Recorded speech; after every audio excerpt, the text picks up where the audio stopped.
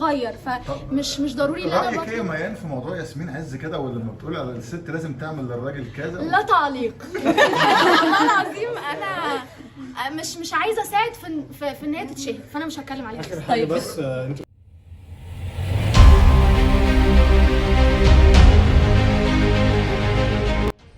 قالت ياسمين عز خلال تقديمها حلقة اليوم من برنامج كلام الناس: من وجهة نظري الرد 3 أنواع: بالتجاهل أو بقلة الأدب أو بالأدب، وأنا هختار أرد بالأدب.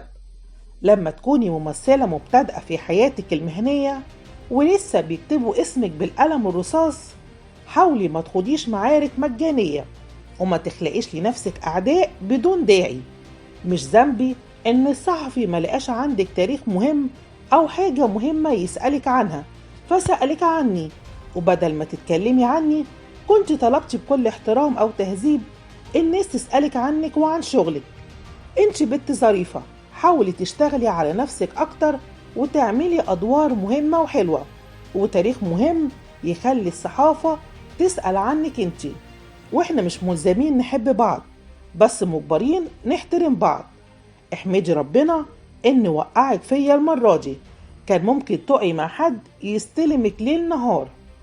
وكانت الفنانة ميان السيد اتسألت على هامش المؤتمر الصحفي لفيلم هاشتاج جوزوني عن رأيها في تصريحات الإعلامية ياسمين عز، وردت ميان وقالت: لا تعليق، مش عايزة أساعد إنها تتشهر، مش هتكلم عنها. انا بتغير، فمش ضروري ان انا رأيك ايه يا بطلب. ميان في موضوع ياسمين عز كده، ولما بتقول على الست لازم تعمل للراجل كذا لا تعليق. والله العظيم انا مش عايزه اساعد في ان هي تتشهر، فانا مش هتكلم عليها. اخر حاجه بس